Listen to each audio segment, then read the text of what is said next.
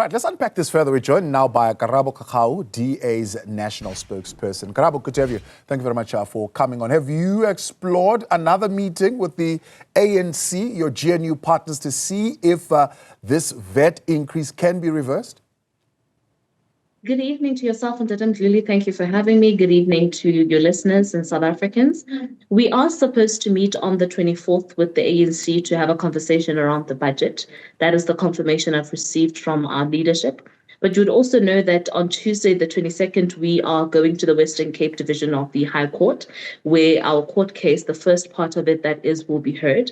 You would know that the first application there is to have an immediate interdict on the implementation of the VAT hike, which is expected to go ahead on the 1st of May, as the Minister of Finance has already communicated as well that that is still the intention and that he doesn't see where else the money is going to come from. But because we understand that, one, South Africans do not have money to pay for a VAT increase, given the current cost of living crisis that we experience, that everything is too expensive for South Africans to be billed for, but that, two, the process that was followed by Parliament in passing the fiscal framework, particularly the joint committee of both the National Council of Province and the National Assembly, did not pass the master of the law that is supposed to be followed there when dealing with the fiscal framework. We wanted to go back to Parliament for it to be reconsidered. So we're going there on Tuesday, and let's see what our prayers come back with. What's the view of the Democratic Alliance on what the minister says? I mean, we've seen now in the papers that what he's saying is that the announcement itself has got legal effect, it's got legal implications, and therefore that horse has already bolted. Yeah, so that's true. And that's why part 2 of our application in court has to deal with those powers. To say that, you know, the current section 7.4 of the VAT Act gives the minister an announcement. He can even do that via Twitter or X as it's called today, or just wake up, make a video of himself and make it publicized to South Africans. And that's a declaration by law according to the powers of the Act, without even having to consider a parliament. And then tomorrow we'll have a VAT hike or a tax increase. And that's something that we want to challenge, to say that that section of the Constitution should be ruled out, nullified completely, that in future, any announcement pertaining to taxes or VAT increases should have the stamp of Parliament. But even that is a case for the future to consider. Right now, immediately, the interdict that we're calling for will then, obviously, because the interdict would have been a legal application heard by a legal order, that what we would have then is something that challenges the legal announcement that the minister has made already, that on the 1st of May, we will see a VAT increase. What about the view then that this has already been adopted by 2 houses of parliament, both houses adopting this, and therefore, of course, you've got that challenge of separation of powers. So you can't have another arm of state telling another arm of state what to do. I mean, you can technically do so. That's why we have the as it is, the separation of powers rule strictly speaks to if there are cases that any arm of state believes are not in line with the law or the rule that is supposed to be followed, or if there is a constitution therefore that to help us resolve that problem. As far as this case is concerned, even though the houses sat themselves and there was a majority vote in favor of that, in favor of a VAT increase, what we know is that you would know that the first step before going into either the National Assembly or the National Council of Provinces is that a joint committee or a finance that comprises of both houses, the NCOP and the NA, sits, and that's where they deliberate. In that sitting, the Democratic Alliance is of the firm belief, so is our legal team, that the process that was followed there as far as the consideration of the fiscal framework is concerned did not go according to what the rules say the process is supposed to be. That's why you would know that there was also confusion around whether or not there was an adoption of a committee report or the fiscal framework itself, and there was only one vote where there was supposed to be 2. So all of those other things are part of what's going to be argued in court on Tuesday. Yeah. Then let's talk about what happens if you're not successful in court. Are you looking or investigating other mechanisms that you think would be needed if you want to pursue this route of wanting the proposed VAT hike to be withdrawn? It's also important to note here, Dadam Lulis, that court is our last resort. In the past, we've sought to engage the ANC before to say we have an alternative fiscal framework plan that we can put on the table that is able to find the shortfall, the 58 billion that has been identified without taxing South Africans. We can reorganize the money, because at the heart of the problem that we are contesting here is that South Africa doesn't have a revenue connection problem per se. The problem at hand is an expenditure problem. So what you need to do is to manage your expenditure, reorganize it, prioritize it in a way that does not tax South Africans. That was our argument. That tabulation has been given to the ANC. That has been a consideration that they did not take in the past. You would also note that other political parties have sought to do so, some who were April fooled into the whole mess.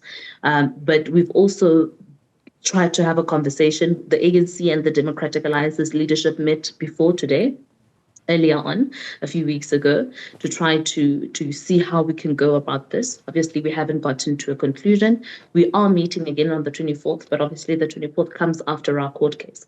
But it is important that we continue with our court case, because if we do not do so, easily, if the ANC does not, as is currently the case, if they do not come to a point where they are able to source alternative methods within the framework or in the budget to cover the shortfall and do away with that, then come the 1st of May, South Africans will be billed full tax.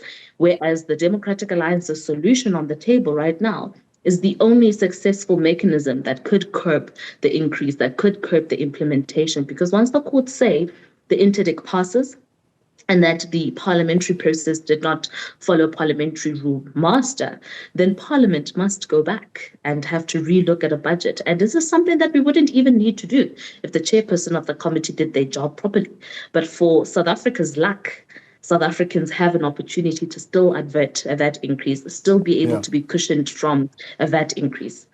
Are you not concerned that you're racing against the clock here? I mean, as you put it, institutions are already sending us notices to say 1st of March, things are changing. I mean, 1st of May, I beg your pardon, things are changing. You're going to be paying a little bit more for VAT. And you are still caught up in court processes, which we know, court processes between the DA and the ANC can even go up for years, for all we know. However, the 1st of May is just around the corner. Yeah, it is. And it's actually a shame that this is the situation at hand, because you'd know that this is the third even conversation we're having about that. The first one did not pass because, again, of people not being willing to share power and share ideas on how to govern the state's funds, did not want to listen, and then Parliament sent them back.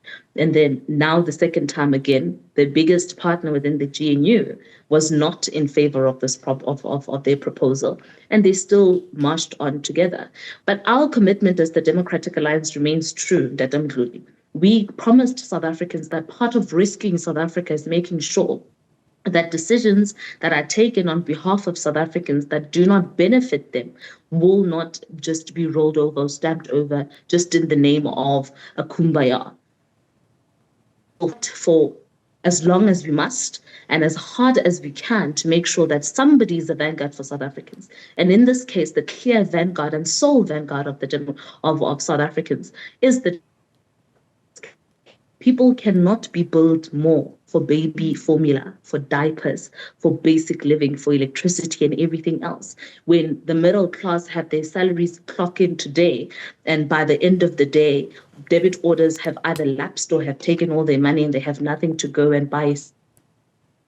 Who are living in dire poverty, those who depend on the state for social relief, barely have any money available to buy food to put food on the table for themselves and their families. And this is a fight that really cares about the soul of this country, who cares about the people of this country, would want to take seriously and march forward with. And even if we're marching alone, the Democratic Alliance will march on behalf of South Africans. And that's why we are going to court on Tuesday on behalf of South Africans to fight this. Speaking of marching alone, the ANC, we are told, according to some reports, for example, in some online publications, that they're exploring the possibility of inviting 2 other parties to join the governing pact, which, I mean, others are saying could possibly leave the DA out in the cold. Do you think?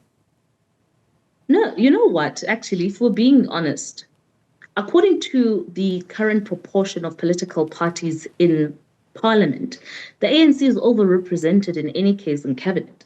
So if they want to add other political parties, they would need to give their seats, which are an overrepresentation of their 39% in the polls. So if they want to invite other people into the House, then they must share their seats altogether. They can't be touching on our studios when in any case we have less than our share of the voter base. So that's something that they must be honest about, and they must be honest to their own deployees on how are they going to underdeploy them and give them to other political parties. I'd like to see that happen. Karabo, appreciate your time. Thanks so much for coming on. Karabo Khakhau, she's speaking rather on behalf of the Democratic Alliance.